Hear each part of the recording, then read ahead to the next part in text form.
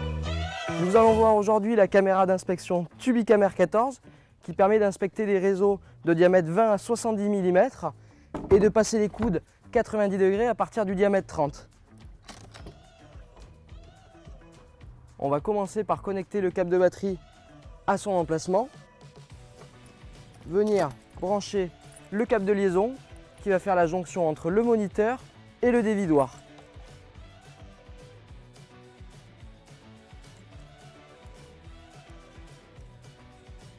La caméra R14 dispose d'un verre en cristal de saphir lui permettant de ne pas se rayer et est étanche jusqu'à 10 mètres sous l'eau, soit 2 barres de pression.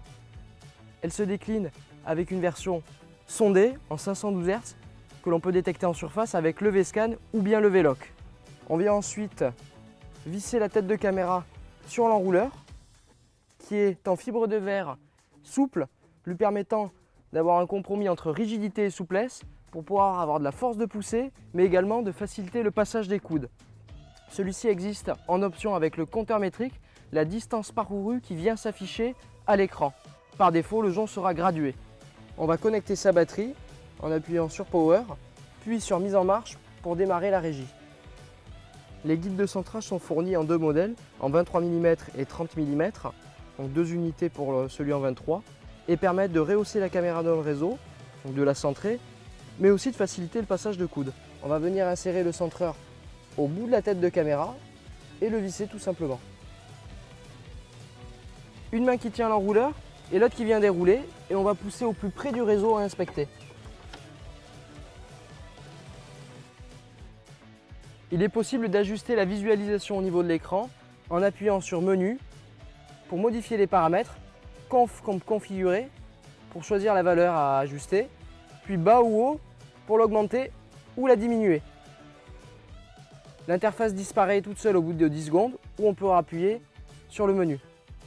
Le potentiomètre situé juste ici permet de faire varier l'intensité des LED pour s'adapter au diamètre de réseau mais aussi à la nature de celui-ci. Lorsqu'il y a trop de luminosité, il est possible de venir mettre les rabats de cette façon à l'aide des scratchs. On peut enregistrer sur clé USB qui est fournie ou sur micro SD qu'on va venir insérer, aller sur Visualiser enregistrer, puis presser le bouton OK pour lancer l'enregistrement et appuyer sur le bouton Photo pour prendre un cliché.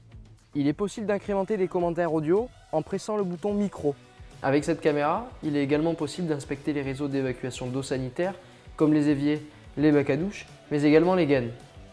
Les précautions d'usage sont par exemple de bien rincer son jonc lorsqu'on le rembobine, de dévisser sa tête de caméra afin de la ranger dans la mallette.